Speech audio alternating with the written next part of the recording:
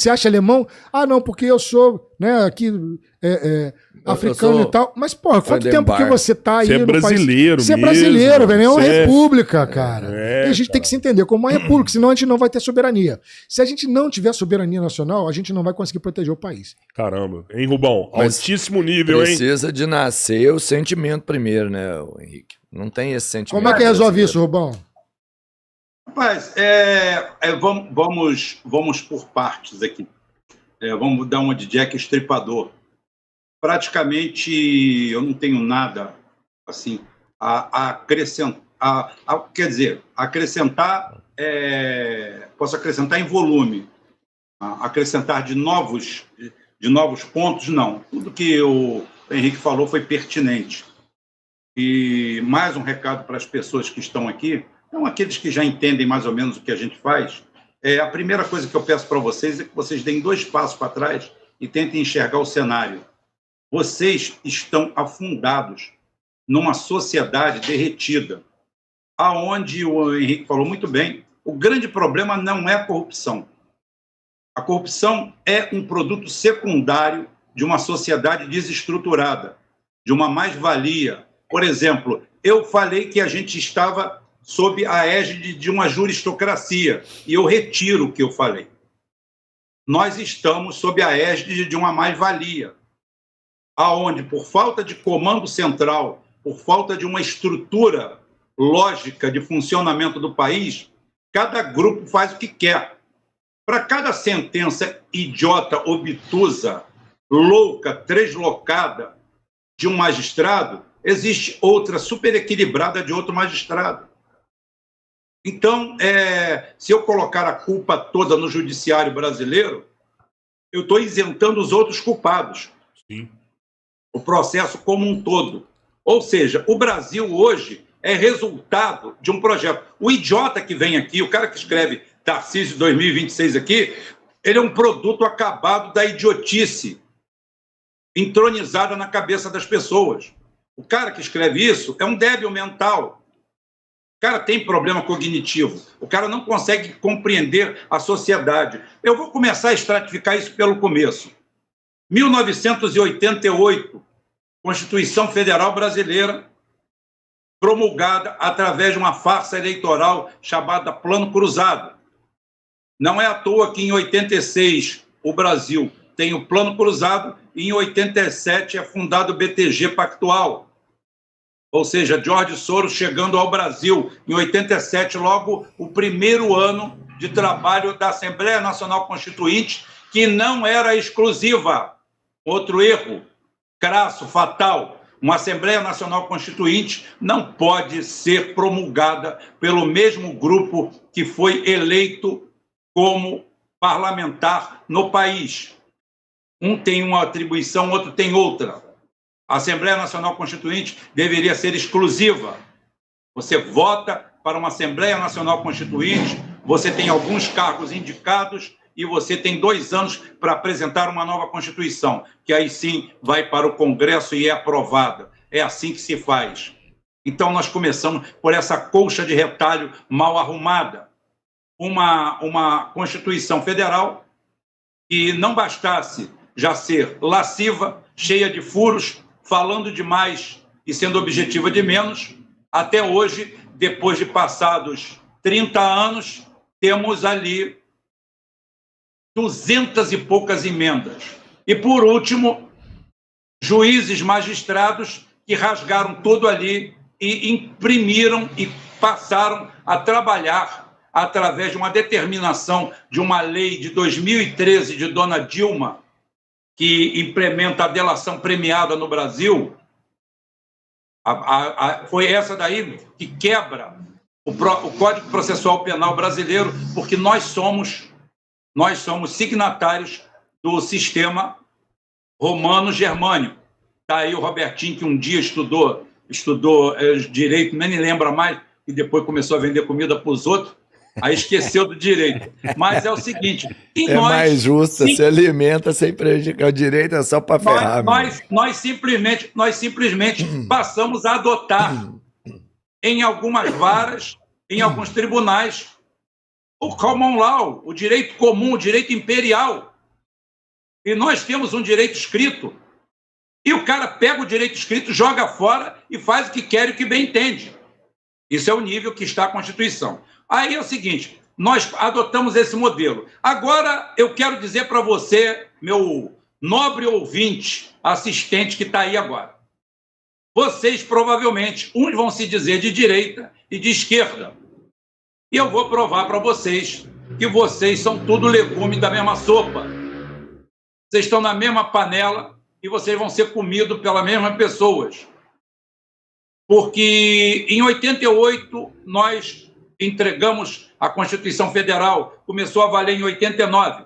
De lá para cá nós tivemos uma eleição presidencial em 99, outra em 94, outra em 98, 2002, 2006, 2010, 2014, 2018, 2022.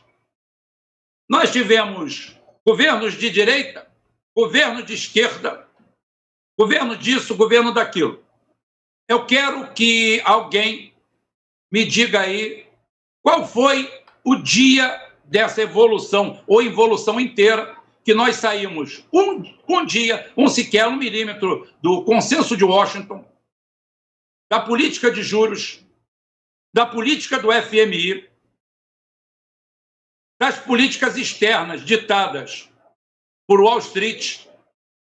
Eu quero que alguém me diga qual foi o dia que houve algum ato à esquerda ou à direita nesse país que modificaram alguma coisa. É o governo do Bata-me e Roube-me. Primeiro vem o Batman e depois o Robin. Um bate, outro rouba. Não acontece mais nada. Nós, por exemplo, aprendemos aqui que a estatal é uma praga. Eu concordo. Por exemplo, os Estados Unidos, que é um país ultra mega liberal, tem 7 mil estatais. A China tem 100 mil estatais. O Brasil tem 700. E o pessoal ainda quer acabar com as que tem. Nossa. O Reino Unido tem 14 mil, se não me engano. O Brasil tem 700. E todo mundo está feliz, porque o Henrique não tem luz, eu não tenho energia elétrica, porque a empresa é a mesma. E o modelo privatista feito no Brasil. O modelo privatista feito no Brasil é o modelo da concessão total. Ou seja, nasceu de quê? Por que é que o Plano Real é uma farsa? Eu fiquei de explicar isso no meu canal. Vou explicar aqui. Tá? Porque simplesmente nós erramos lá no começo, no final do governo militar, com aquela história de abertura, entra no Fed, entra como presidente do Banco Central americano, Paul Volcker, que simplesmente triplica a taxa de juros. Qual era o momento daquele dia? Fecharam um bloco no Sul e inadimplência, não vamos pagar, acabou. Nós vamos fazer. Naquela época ainda existia a Rússia. O problema todo naquela... Por que é que hoje a situação dos Estados Unidos está muito pior? Porque naquela época, você, para se insurgir contra os Estados Unidos, você tinha que vestir uma camisa comunista, de verdade. Aí você receberia apoio do outro lado, da União Soviética. Senão eles não te apoiavam. Hoje não.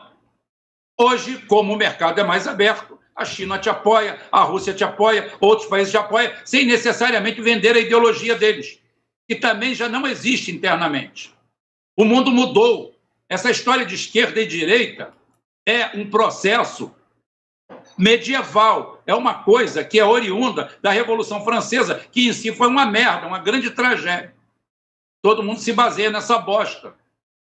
E em conceitos de Karl Marx, que, pelo amor de Deus, o cara é um teórico, um pensador, eu posso aproveitar alguma coisa dele, agora o cara ficar com a fé cega de um cara que, puta que pariu, teve seu auge lá em 1850, onde a gente não tinha nem patinete, para agregar ele ao nosso conhecimento, às nossas necessidades atuais, ao mundo que nós vivemos, haja vista, né? É só viagem lisérgica. Os tempos são outros, né, Rubão? Os tempos são outros. Exatamente. Agora, não é essa babaquice que o idiota acha. Eu já falei. Você é anarquista, você é anarcocapitalista, meu amigo, eu tenho condições de arrumar um passaporte para a Libéria para você. Você vai para lá, monta a sua equipe, a sua startup e vai lá. Lá não tem Estado. Cara, uma das coisas mais surreais E aí o que eu mais me diverti, que eu me diverti muito, foi o debate que eu tive com o Miorim. Porque eu lançava os problemas e ele falava, não, porque eu vou resolver. Fazer você como? Não, porque você não me representa. Eu não tenho Estado. Você agora virou Estado. Ou seja, ele se atribuía valores de Estado para resolver um problema social. Porque você descobre que você precisa de um Estado para resolver isso. Você precisa de um vetor. O vetor é o Estado. É da vetorização do Estado que você tem uma sociedade lógica funcionando em volta. E o cara quer falar isso. Agora, concordo. É só botar um urso para ele. Mostra um urso para ele, que ele corre. É só mostrar um urso para eles que eles correm. Não, mostra um urso, mostra uma carteira de trabalho, mostra uma pedreira, mostra uma picareta. Ô, Rubão, mas a galera daqui é contra o Estado, porque, entenda, a gente viu que o Estado aqui é deturpado demais. O Estado aqui é o interesse de uma pessoa só também, não é interesse da população, entendeu? Vem cá, o Henrique acabou de te responder aí, o Estado somos nós. Outra coisa, você sabe por quê? Você sabe por quê? Porque o Miorim, quando foi nascer, a mãe dele, que provavelmente tinha um emprego público, ele falou que era médica e ganhava do Estado, ele foi por uma rodovia asfaltada pelo Estado, chegou num hospital construído pelo Estado, com energia elétrica fornecida pelo Estado, mas isso aí ele não dá valor, porque o cara virou simplesmente financista. O cara quer dinheiro para comprar coisas que o Estado acaba te proporcionando. Não é a iniciativa privada que te fornece nada disso, não. É a sociedade estruturada que dá margem para a iniciativa privada, dentro dos seus anseios e necessidades, criar as suas linhas de produção. O Estado vem antes da produção. Quando não tinha Estado, ninguém produzia caralho nenhum. O Estado ninguém produzia merda nenhuma. Enquanto você não tem o Estado organizado, você não tem linha de produção em lugar nenhum do planeta. Porra, os caras não estudam o básico. O básico, na Idade Média, suceranos, vassalos, a porra toda, aquela merda, você chega no 800 depois de Cristo, que indústria tinha? Um tecelão, você tinha que ter 2 peças de roupa para usar a vida inteira. Que tinha um caralho de fazer aquela porra. Não tinha indústria, não tinha nada. É exatamente quando o Estado se estrutura, que você cria a espinha dorsal e você abre os galhos, é que começa a acontecer os nichos. A necessidade. Opa, tem gente comprando cerveja, vou vender, eu tomava para mim, mas eu já vou fazer um pouquinho mais, tá? Tô vendo aqui 4 pinguços, 3 de um lado, outro de outro aqui. Então é o seguinte, já tenho público, já dá para me vender. E assim começa a fazer. Quando o Estado se organiza, eu já falei isso e vou explicar de novo.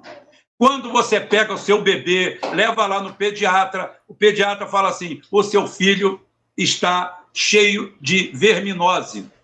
Tá? Você faz o quê? Você mata os vermes ou seu filho? Os vermes, né? Você fala assim, não, doutor, então eutanasia ele. Não, você fala assim, vamos eutanasiar os vermes. Então, o Estado, ele tem um padrão de funcionamento. Ele tem uma estrutura básica e lógica para funcionar bem. Uma máquina, para isso existe regulagem. Mas qual que é o tamanho que o Estado tem que ser? Espera aí, você bota o motor em cima de uma bancada e ele pode, através de conceitos básicos só de combustível, comburente, fonte de ignição, que são a base do fogo, da explosão ou de qualquer coisa, você precisa desses 3 itens para você ter uma centelha. Então é o seguinte, só com esses 3 itens você consegue afinar o motor. Você tem que regular ele. Você tem a quantidade certa de combustível, quando você otimiza ele, você regula ele.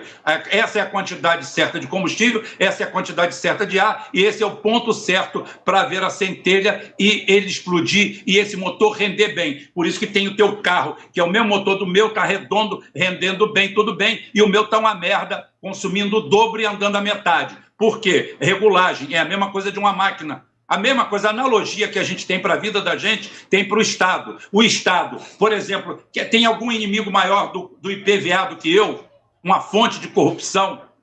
Tá? Por que é que nós temos um teto orçamentário, um teto salarial de R$40 mil, E tem gente, os penduricários. Não tem penduricário. Se é 40, é 40. Não tem penduricário, não tem isso, não tem aquilo. Isso é uma excrescência. Quem poderia fazer isso? Consertar isso? O Congresso conserta? Não. Por quê? Porque está doente também.